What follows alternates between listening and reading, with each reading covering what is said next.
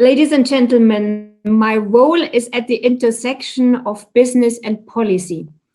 And this is why it's a special honor for me to address such a large community of government officials, industry representatives, startups, and academics.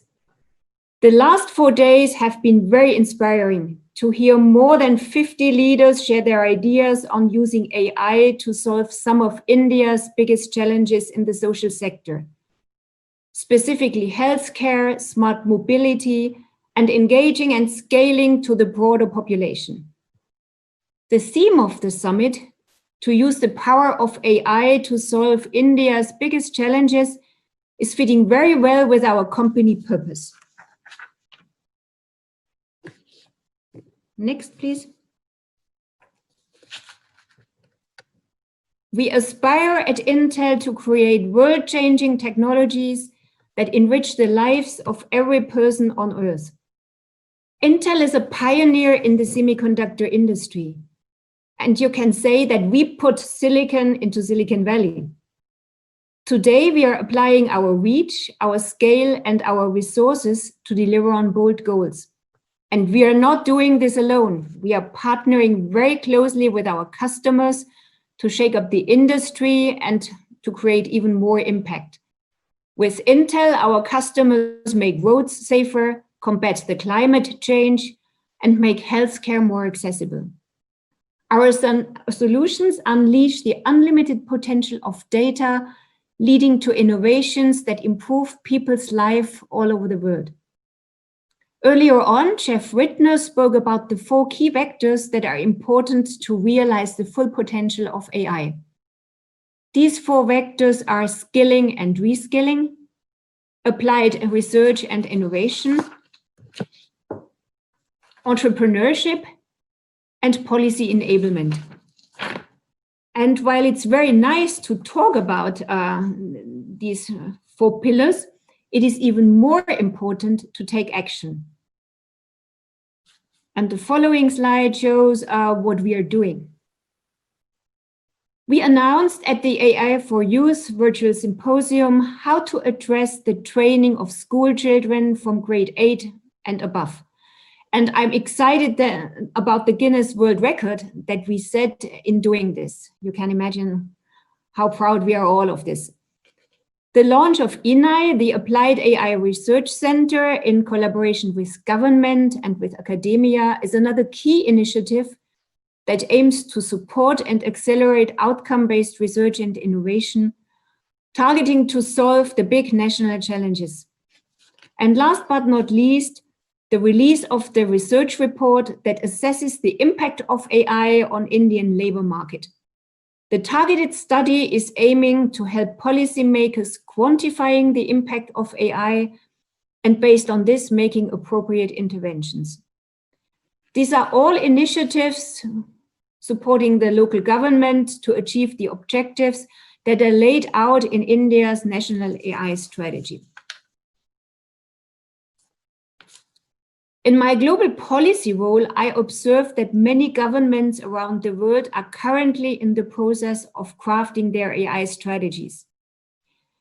In doing so, they take into consideration 5 different aspects that need to be considered if enabling a positive environment for AI. The first one is responsible data access. It's finding the right balance between national security and global data flows. It's also about investing in technologies like anonymization and encryption, which are very important in this context. The second very important enabler is to allow the access to skills and talent. And equally important, the preparation and the education of the workforce of tomorrow by establishing education and training programs to enable a human-centric approach. Building and strengthening trust is really foundational. We all know that the wider adoption of AI is dependent on the ability to ensure that the systems that use AI preserve privacy, safety, and security, are responsible and non-discriminatory. And this requires new and modernized legal frameworks. Frameworks that protect consumers while fostering and allowing the innovative use of technologies. High-risk situations need to be regulated and mitigated without preserving the broader adoption of AI. And last but not least, societal concerns regarding discrimination, bias, surveillance, economic harm, they need to be taken serious. Transparency and the trustworthy deployment of technology is required to address these concerns. Every country is currently struggling with these challenges, but the needs are everywhere the same. And this presents India and presents us with an opportunity to work together across the borders and boundaries and eliminate some of the key barriers to the broader AI adoption. I have no doubt that what we have started in India and the wonderful ideas that have been shared over the last 4 days will greatly accelerate the accomplishments of the national goals. But now let's zoom out and look beyond India.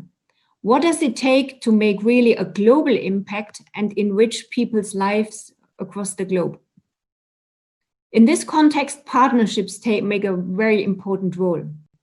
Similar to our partnership with the Indian government, we work with governments across the world in over 40 countries, in areas ranging from policy, innovation and research, and education. And we are very proud about the programs that we have set up and built jointly. AI for Youth is a very good example of how we can leverage a program globally to train and prepare the workforce of tomorrow. Our vision is to build on what we have been able to achieve in India and scale it by establishing a global AI innovation network. By partnering with governments and academia in key countries, we can help to enable technology solutions for similar problems of national relevance. But we should target bigger. The collaboration across multiple nations presents also the opportunity to create solutions that are versatile models for solving global problems and challenges. And India is really perfectly positioned to lead in this effort. And we are committed to work with India government to forge such partnerships and collaborations and scale many of the initiatives in India on a global level. So now let's continue to be inspired and to reimagine how people and data can change the world and make it a better place. Thanks for your attention. Namaste.